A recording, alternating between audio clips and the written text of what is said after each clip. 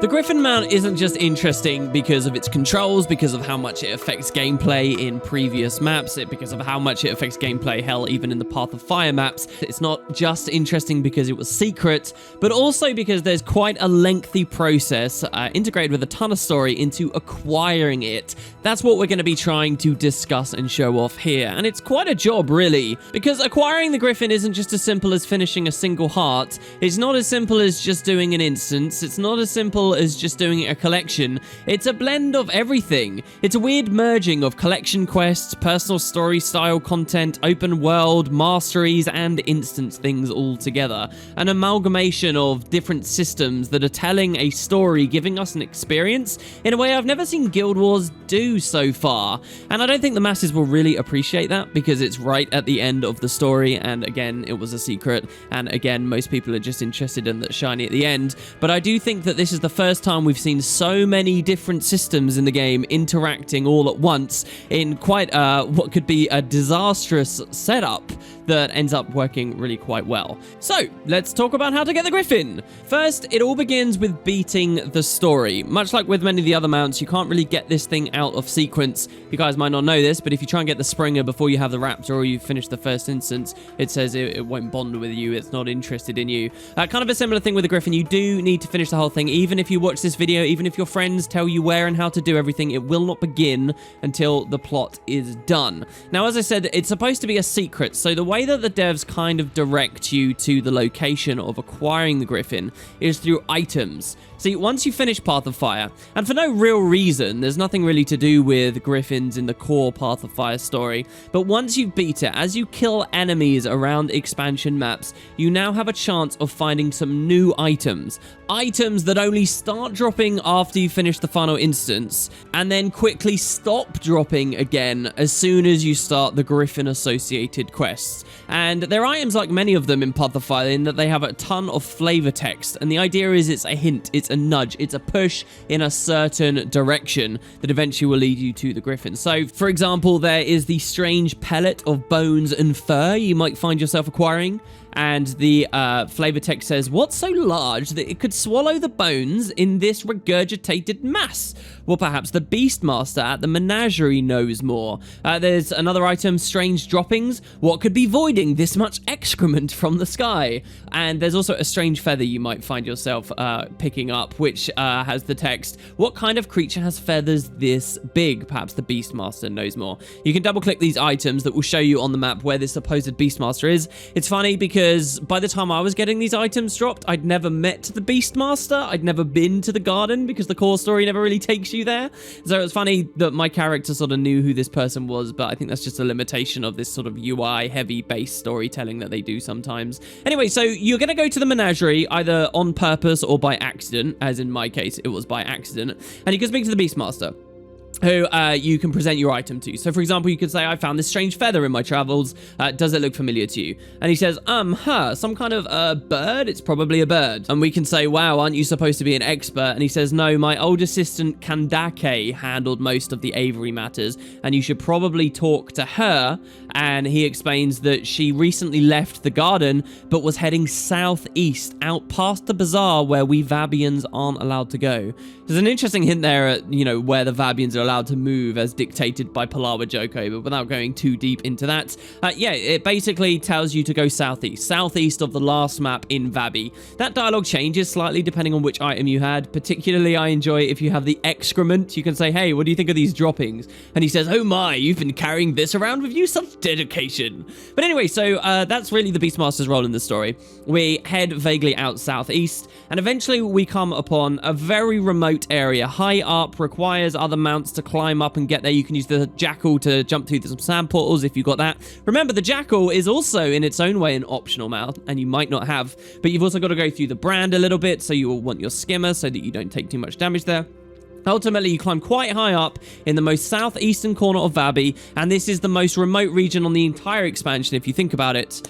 And here you find the remains of what is being called a Sunspear Sanctuary. So, this is pretty interesting. Now, Sunspear Sanctuary was a place in Guild Wars 1 also. You form a sanctuary when you're on the run from the Corners after your invasion at Gandara goes awry. And it seems that after that, the Sunspears also doubled down and fortified a location here. Interestingly, this is actually quite close to where the Order of Whispers' original base at the Chantry Secrets was too. That's not actually accessible in Path of Fire just yet, though. So you find this plateau, and really there's not much going on here at this point. By the way, you could find this place by accident, and indeed that's what happened to me as well. I found the Beastmaster by accident, ignored his response to whatever the droppings was I had or something, and I was in the middle of a regular exploration of Vabi and ultimately found this place, and that's also a totally viable option. All this stuff I've been talking about with the items is kind of unnecessary. You just need to have finished the story, and then you come to this kind of desolate, empty place. And what you'll notice immediately is that there is a body on the floor, and as you walk near this, it begins speaking to you, voice acted too. Now, I didn't really get to capture this because it took me unawares, but it says, "We've been watching you. You have the heart of a Sunspear. Come closer, and do not fear my friends. They are trained to hunt only the awakened." And the friends, of which being spoken, are griffins in the area that are kind of eyeing you warily. So this is supposedly the last Spear Marshal. So the Spear Marshal is, if you guys aren't aware, the head of the Sunspears. The Sunspears are a broken faction, a broken organization now. They had to bend and to Palawa Joko in his invasion, and they're kind of nothing. And what the Griffin acquisition tells us is that story of how they fell, and it's really quite amazing, actually. Can't wait to give you the details very soon. And supposedly this is like their last leader, the last Spear Marshal. Cormia was a Spear Marshal, but then she became a god, and then presumably there was a different Spear Marshal, and so on. And so we're really interacting with a pretty big character here, but it's just like a body on the floor. So we can have a conversation, and they say this, that I've watched you through the eyes of the Griffins, and I know that you're no friend of Palawa Joko. Perhaps, though, you will be a friend of ours. And we can say, who are you? And they say, I've been many things. I've been a monk and a Sunspear. I've been a historian and a teacher, an activist and an agitator, even a princess. Now I'm a shepherd of sorts with an extraordinary flock. Now, this character is someone Guild Wars 1 people will recognize. It's kind of the big spoiler of the Griffin acquisition, and they tell it at the end of this little story, which you'll get to at the end of this video. So I'll withhold that for now, but based on all those descriptions, I know that sounds ridiculous, but someone does fit, and maybe some of you Guild Wars 1 nerds out there might have your ideas immediately. So we can ask about the griffins that are in the area, kind of oddly. And the body says, they've become my eyes and my ears in the world beyond. It's through them that I've watched over my Sunspear brothers and sisters. And remember, there aren't many of them. Throughout Path of Fire, you might have met a couple. Mastery points are sometimes associated with them. Dynamic events are sometimes associated with them. There are not many, but they are there. And so it's through the griffins that they're being watched over. And this body says to you, but now it's time to act. Will you help us? And of course, from the main story, we know that Palawa Joko is trapped in the mist right now, so I would kind of agree that this would be a good opportunity for the Sunspears to try and regain their strength. And so we get a little bit of dialogue to that effect. We could say, well, how do you want help? And the body says, well, look, the Order of Sunspears is little more than a guttering flame right now. I would see our fires burn bright once again, and our numbers restored and our legacy preserved. We can ask what it is, and we hear that I am what Joko made me, neither dead nor awakened. I occupy a space between my mind, trapped in my shriveled corpse, unable to move or speak. These griffins are my only companions. So what we've got here is a body that has been slightly turned awakened, but not to the point where it can move or do anything, and it's just like trapped there. It's like this horrible, horrific story, what has happened to this character, actually. Really grim. We can say, well, okay, if you can't move your body, how am I hearing you? How are you communicating in my head? And they say, trapped in this shell, all I can do is pray. I begged Cormia for a means to help my people, and I believe that she granted me this gift of telepathy.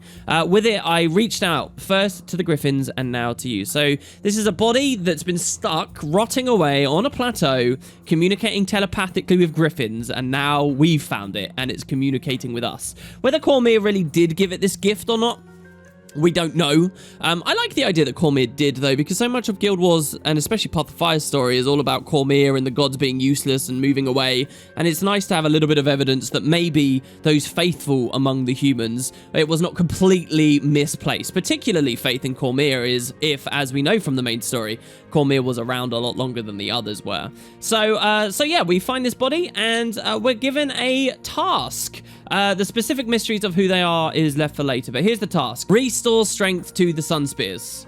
As we finish up the conversation with the last Spear Marshal, they say this, that the peaks are perilous, even for the Griffins. Guide them with skilled hands and prove that you have the markings of a Sunspear. Wherever you find them, they will serve you faithfully. Use them as you seek out and offer aid to our scattered Sunspear brothers and sisters for the Sunspears. And this now triggers the start of a rare collection, or a set of rare collections, known as Open Skies.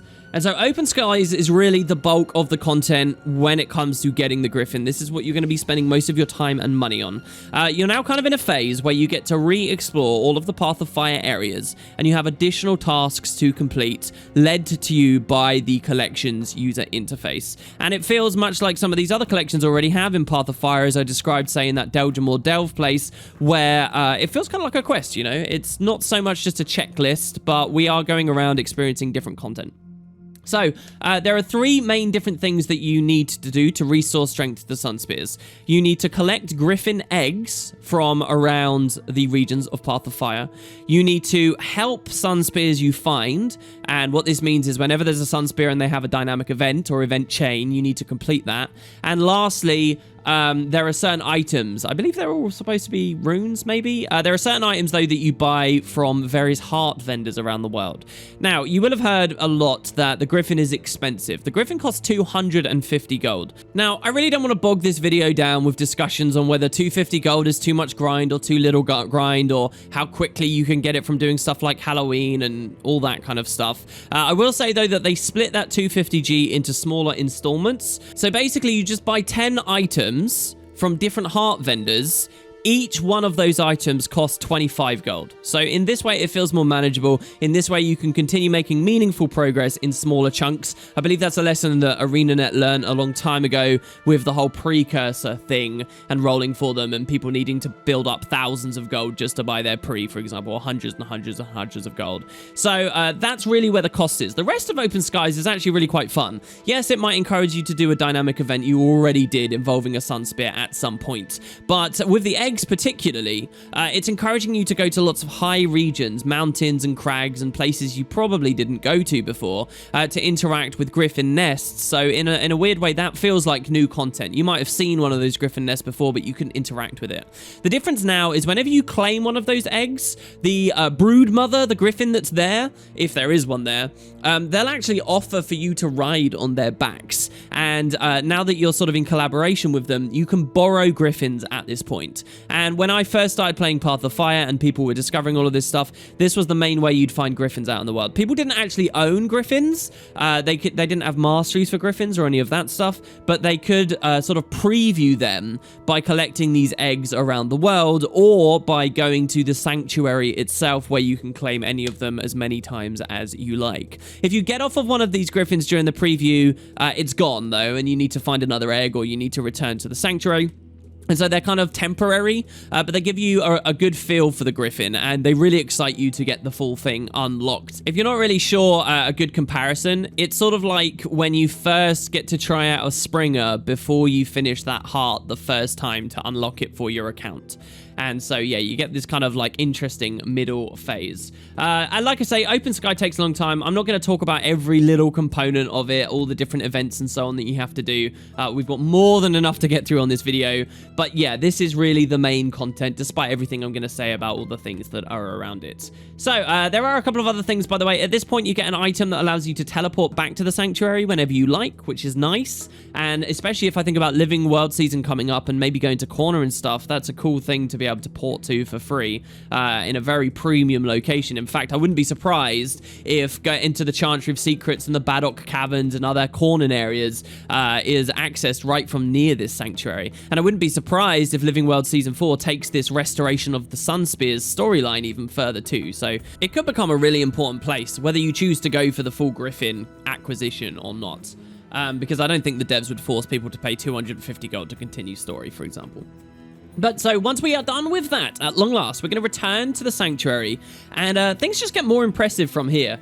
We get an update. Now, first of all, the area itself will have changed. There's a lot of phasing going on here. Phasing is not something that the Guild Wars franchise has ever done too much of, and they've always been very limited in it. So this is like where on your client, you're seeing enemies and you're seeing NPCs and stuff in the area, but on other people's clients, they're not. We're still in the open worlds, but once you've finished Open Skies, and indeed just as you progress on Open Skies, each time you get those eggs, each time you help a Sunspear in their event or their quest or whatever, these characters and things are actually arriving at the Sanctuary. So even though we're still in the open world, now you're noticing lots of new people appearing. I think this is the heaviest phasing, fully phased NPCs and so forth I've ever seen Guild Wars do, and I think it works really well, actually. It first appears very desolate, and now it's not. It's something that we had to see they had to dedicate full instances to promote this kind of effect in earlier Guild Wars 2 content and certainly Guild Wars 1 content. But no, here we're seeing the Sanctuary get built up, a lot like, for what it's worth, the Sanctuary in GW1 got built up as you finished quests around there too, and you got like rune traders arriving and so on. And as the story progressed, different NPCs started appearing. But so now that you're back, you're going to place eggs in all of the nests for the griffins that were in the area. You're going to place these runes down as well on the ground. It's a lot like the main storyline step where you're in the mists and you're placing and rotating those different runes. And you're generally just sort of souping the place up a little bit. Now, at this point, after the initial help that we've offered, we're given another mission. And you can make kind of the pessimistic argument that Open Skies was all backtracking and it was all old content and so forth. But this next thing upcoming, I would genuinely say is something totally fresh and new. It's a full instance you get to play that has been designed purely for the experience of acquiring the Griffin.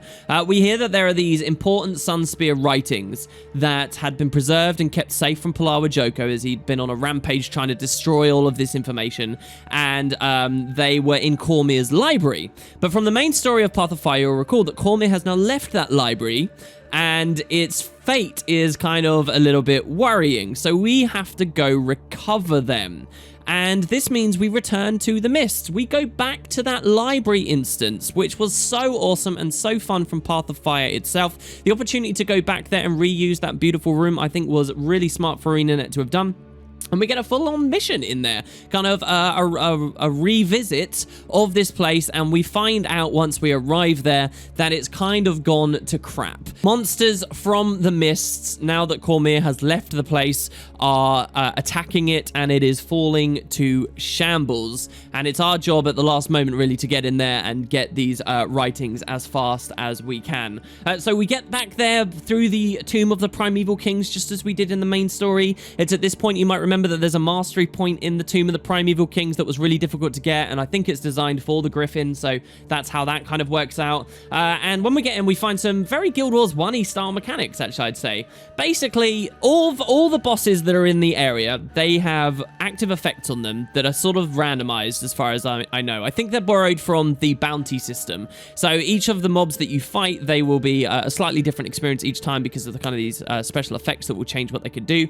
And some of them will have keys. They will be key hoarders. You need to kill the ones with the keys to claim keys for yourself, to then explore the library and open chests in the library and reclaim these writings. So the devs do pretty well with the enemies that are in the library. They are, like the varieties of them, they are generally things we know in lore to be of the Mists. So like there are Akke, which we know from God's Lost Swamp and Guild Wars 1, the Underworld. We've got Flesh Reavers, there are Shades as well, which I presume was probably inspired by Goslard's Swamp and the stuff in Kessex Hills too.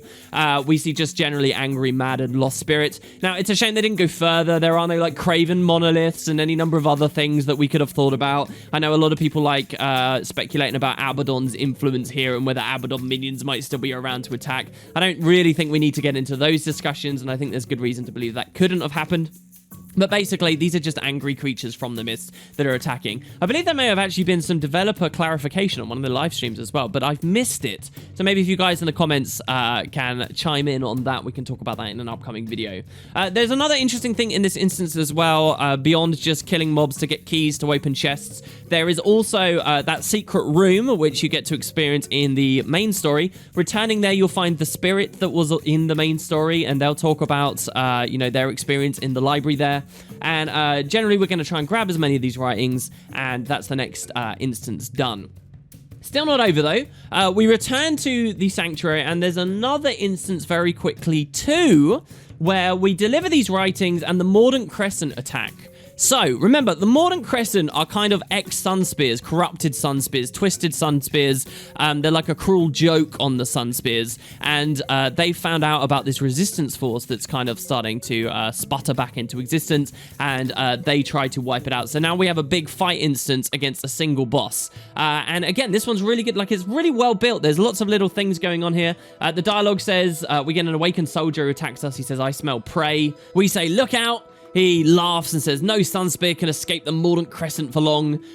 We say, "I won't let you touch them." He says, "Are you truly bold enough to challenge the Mordant Crescent?" And we say, "We may not be a Sunspear, but we promise we will be a challenge." And the Hierarch says, "Your defiance counts for nothing. Here at the end of things, one by one, your order will fall." And we have to fight this guy. So it's a phased fight too, where every now and then he'll, charge up a big attack maybe, or go invulnerable. And you have to grab one of the Griffins in the area and use their combat ability to break through that phase. So this is even better than the bounty inheriting mobs that we fought in the library instance. It's a proper fight. And eventually, once he's dead, the drama is kind of over. The last Spear Marshal says, "You've done much to help the Sunspears. You are now one of them in all but name. This sanctuary you've built will serve as a beacon of hope for our beleaguered order. I thank you, the Sunspears thank you, and the Griffins thank you. The Griffin will fly to you wherever and whenever you call.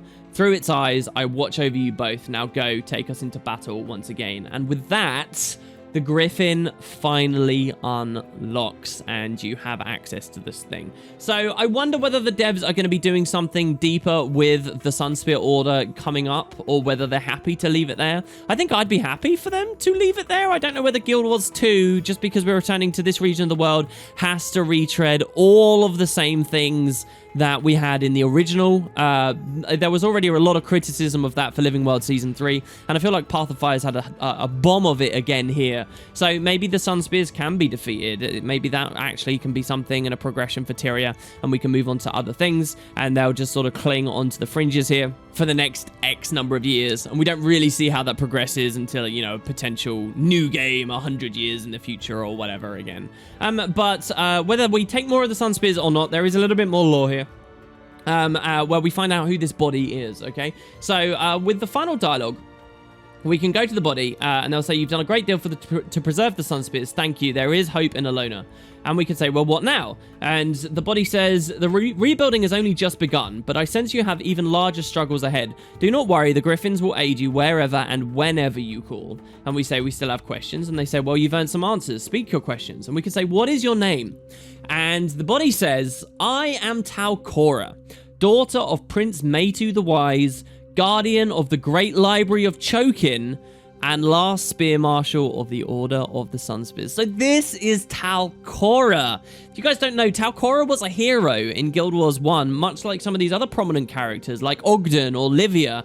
And it's amazing to see her fate was something so cruel and something so horrible. Also, it's surprising to me because it pins the rise of Joko much earlier than I actually had the impression of. It makes me wonder what the Guild Wars 1 Beyond campaign set in Nightfall, which never ended up becoming a thing, would have been about. But Tao Korra was a great character, and it seems she suffered this horrible fate. She describes herself here as the guardian of the Great Library of Chokin. This is a beautiful landmark, a really exciting area, but is not available in Path of Fire. It's actually a bit north of Vabi, sort of around near the Guild Hall, I think. And I wonder whether the devs will actually let us go there at some point. But I loved seeing Tao Korra mention this. And also even describing herself as the daughter of Prince Meitu. So we can ask her, how did she end up here? How did Tao Korra become this? And she says, as a survivor of the battle against Abaddon, my words carried a lot of weight. So when Joko rose to power, I spoke out against him. And that painted a target on my back. And we can say, well, what next? And she says that Joko knew he couldn't make me a martyr. So instead, he tried to make me an example by cutting out my tongue and returning me to the people as a mute. Well, it didn't work. So, yeah, like, Joko, the really amazing thing about Joko's rise to power is it's not like a thing through force of arms. It's not kind of like one of these typical fantasy brute force approaches where it's just, oh, he's evil and he has lots of undead minions to brute force his way through. Like, you really learn that it's a psychological, it's a propaganda machine. It's a very intelligent, manipulative kind of rise to power. He knows he can't kill a prominent hero of the people because that would just... turn everyone immediately against him. He can't have a martyr in his hands. So he cuts out her tongue, and we say, what happened next? And she says that she continued to fight against him, even as a mute, but she was leaning on her writings. So again, Joko brought me before him, opting next to take my eyes. He said it would bring me closer to my beloved Cormyr. Because remember, guys, Cormyr went through a lot of struggle. She was blinded herself. So now Tao Korra is blind and has no tongue. She can no longer speak or write, she says, but she still had her followers who spoke and wrote on her behalf. And that even though she was still alive, she had become a symbol. And she was a symbol that threatened Joko's domain over Elona and its people. So Tao Korra continued fighting in this horrible state. We say, what happened next? She says, the last time Joko brought me before him, he ended my life.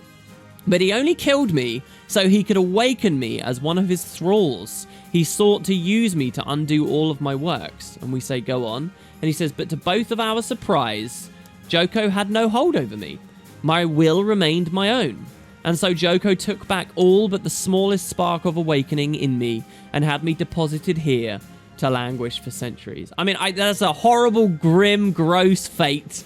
And I love it because Tao Korra is such a lovely character. And if you haven't played Nightfall, you should go back and experience it and see like this beautiful depiction of, one of these classic stories of a princess that's traveling among you and you don't realize. To go from what she was in the first game to this shell as the Guild Wars 2 character finds her is ridiculous, and it's a really, really sad thing, actually. I love this thought as well that for some reason her will remained her own. Is this something to do with the Cormyr interference? Well, this is why she can speak telepathically after all these years? Is there some deeper or different storyline going on? Can we attribute this magic to something else? I am somewhat cynical that the devs will ever dive into such a story.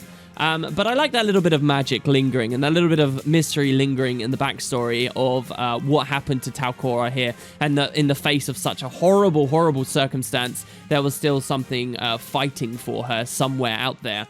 Maybe this is even a bit of a hint into the story of what it means to be a thrall. What does it mean to be awakened? What does it mean to be risen or branded? Because these are big facets of the Elder Dragon stories and the Joko story that maybe they're touching on a little bit with Tao Korra here. So, that's still not everything on the lore, though. So now we know exactly what happened to Tao Korra. And again, like, Tao Korra was the last Spear Marshal. Again, this really speeds up the timeline. I would not have anticipated that Tao Korra would be the last one. You'd think there would be like 100 years or so more of Sunspear resistance before Joko finally solidifies his hold. But if she was the last one, then the Sunspears were broken much quicker than I'd been led to believe before. Maybe I'd missed some important timeline or lore before Path of Fire came out that led me to the wrong impression, but there you have it. That's still not all the lore, like I say. There is actually a ton more. Now, these lost scrolls, okay, and these are beautiful and brilliant too, that we collected from the library, you can actually read.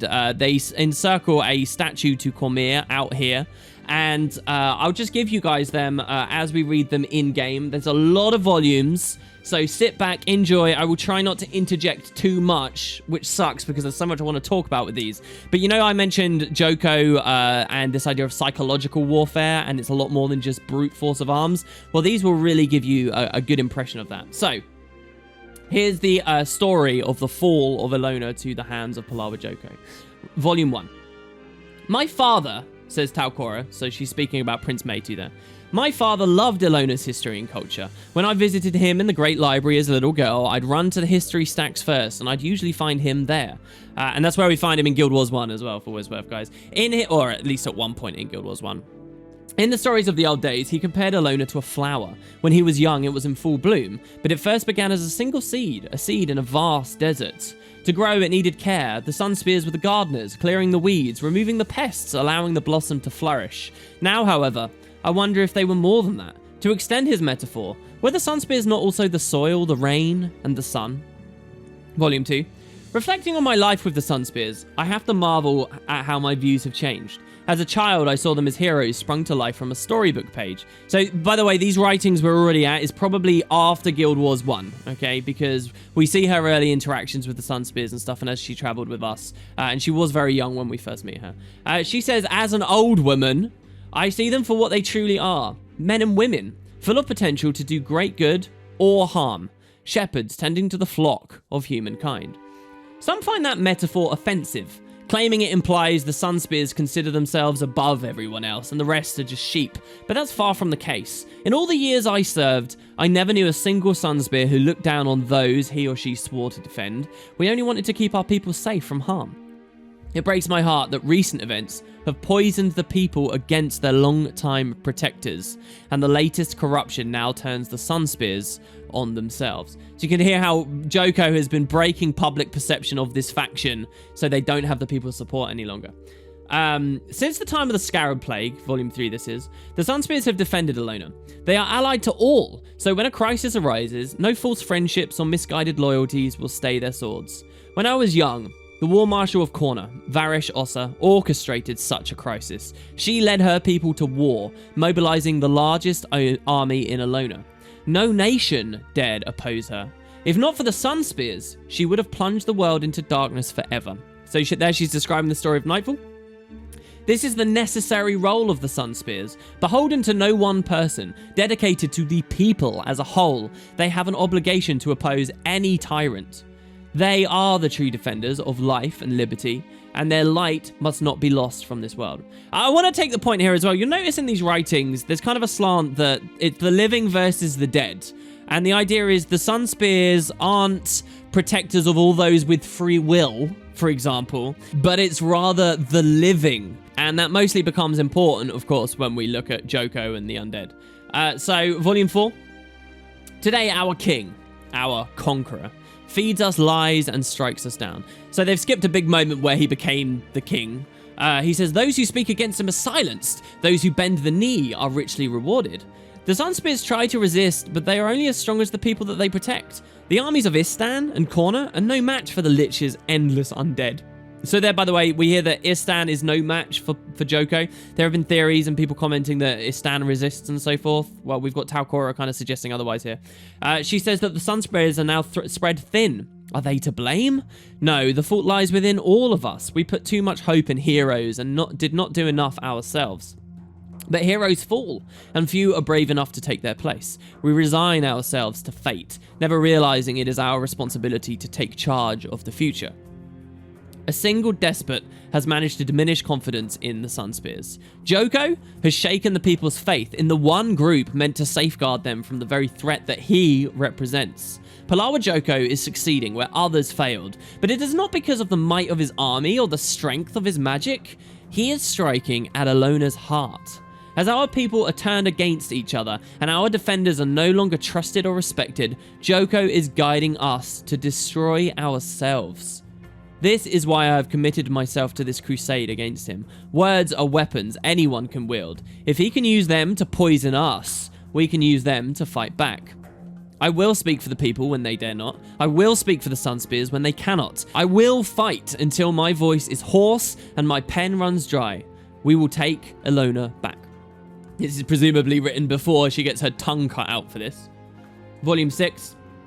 Joko's armies have dammed streams and rivers, burned fields and salted the earth. In many places, the common folk are starving or dying of thirst. His minion posts bounties, promising gold, titles or food in exchange for the whereabouts of Sunspears and their allies. His people are desperate enough to listen. Once, these papers would have been immediately torn up or burned by enraged citizens, but now they flutter freely in the breeze, tempting all who pass them by. We do what we must to survive. If we don't survive, we can't fight. But if the price of survival is to lay down arms and submit to a tyrant, is that a life worth living? Without the Sunspears, we're lost. They are our last hope. If you dare not help, then please do not hinder. But if you can help, I beg you to join the fight. Volume 7, several years on, I presume. And she says, my father's library is no more. Palawa Joko's forces attacked the halls of Chokin, putting every tome and scroll to the torch. It's all gone. Joko is trying to destroy our history. He wants to erase the true Sunspear history from Alona's past. Soon we will not be remembered at all, or remembered with lies. He'll have us described in the same breath as bandits and barbarians. Cormyr will be turned from a martyr hero into a blind fool. Our own people will not mourn us. In time, the fiction will become the reality. Already some of the weaker members of the Sunspear Order have succumbed to their fears and resigned themselves to Joko's rule. They call themselves the Mordant Crescent, and the threat that they pose is as great or greater than Joko himself, for in them, the people see the ideals of the Sunspears cast down and made vulgar. So I really like Volume 7, by the way. I think it can be really easy to forget, and it can be hard to put yourself in the shoes of a society that is so reliant on the physical nature of information keeping. Like, losing an entire library, having all those books and tomes and things burned, that really is wiping out the past. If that stuff is irreplaceable because so few members of the population are literate, because so much vital, important information is consolidated to specific areas, when you live in these worlds, you can really imagine a despot like Palawa being able to control information like that actually being incredibly easy. And the further we move into the information age and, you know, we live lives of luxury with the internet and so forth, I think we can stray further and further from remembering just how ridiculous something like that is and how capable Palawa would have been to have twisted the culture and the people of Vabi to what we see 250 years in the future. It's going to be so cool to see how they progress these stories as we go further down corner and so on. Anyway, Volume 8. I believe in Alona, says Tao Korra. I believe in its people. We're stronger than any dictator or occupying army. Our culture has survived plagues and invasions. We will survive this as well. I've gone to the people. I've spoken before crowds of good, peace-loving Alonians who are ready to take back their homes from their undead liege. For every Joko loyalist already cowed by his oppressive regime, there is a true citizen of Alona willing to listen. The world is still theirs for the taking. The Sunspears will never be lost so long as brave men and women believe in the cause. They came to hear an old spear marshal speak against Joko. Instead, they left with an idea. The idea of a free Alona. With that idea, they have found solidarity and purpose. Now they are Sunspears. They may just not fully know it yet. Volume 9. Joko likes to set examples. His power depends on no one questioning his strength. Any opposition is struck down swiftly. I used my words against him and he took them away. For speaking out in defense of his tyranny, I have forfeited my tongue. But I can still write. He may come next for my hands, and I will learn to wield a quill with my toes. I may be an old woman, but I am still a Sunspear, and I will not stop fighting. These writings will be my voice now. To all who read them, to all who believe, I ask you to carry my voice far and wide. Let all of Tyrion know Alona's plight. Let them know we still fight. Let them know the spirit of the Sunspears is within all of us. What's really tragic about that is genuinely no one in Tyrion really does know or care, as is evidence of the previous 5 years of Guild Wars 2. And, you know, even the Order of Whispers knowing so little about what's going on, it's ridiculous to think about. And that this could have easily just been lost in the mist if we didn't come and grab it right at the last moment. Volume 10. This may be my final entry. I've heard rumours that Joko's thugs are looking for me. They mean to silence me for good. My allies have urged me to flee, but I refuse. I was young when Cormyr valiantly sacrificed herself to save Alona. Her actions changed my life. They taught me heroics come hand in hand with pain. It has been years since I last held a sword. I've spent my old age as a librarian and a teacher, but one does not cease to be a Sunspear when one's weapon is sheathed. I will always be a Sunspear, and I will die as one with no regrets. Let my example inspire the next generation. For the Sunspears. For Alona. That's the last thing she writes before she's captured, dragged away, and trapped in a husk of a decaying body for 200 plus years. How ridiculous is that? So, yeah, there you go. That's how we get the Griffin. And that's the lore. That's kind of, it's amazing, isn't it? Because it's kind of like an end to the story. It's like an epilogue, even though Path of Fire had its own, like, proper epilogue, really, with the party scene and so forth. So they really went above and beyond here. I think this is one of the best things that Path of Fire gave in terms of lore. I thoroughly enjoyed all of these volumes. I love the tone of all of this. I think it was great. And even at this point, it's kind of not the end, because now you have the masteries to do. And as you unlock the masteries, you unlock new adventures and things at that. Which I guess maybe we can do our own video on, because I actually really enjoyed. If you guys have been watching the streams, you might know about that. But there you have it, guys. 40 minutes to discuss this. And again, the bulk of it is open skies, which I kind of flew through quite quickly. But that's how you get the Griffin. So to anybody who's not played Path of Fire, who doesn't know what all the hubbub was about, beyond all the movement capabilities and stuff to do with that mount, which I've done my own spotlight on, and you might want to check out on the channel if you've missed, this is really one of the other things that there's so much quality. All of this was secret and hidden from the actual release and just out there for the players to find, and it just begins with a random item that drops in your inventory some strange excrement we decide to show to a Beastmaster. So there you go, guys. Thanks very much for watching. I will be back very shortly. I want to talk to you about Halloween, which has even more cool stuff, and a little hint at Palawa as well, and we'll get to that very shortly. Thanks, everybody. Hope you had a great evening. I'll see you next time.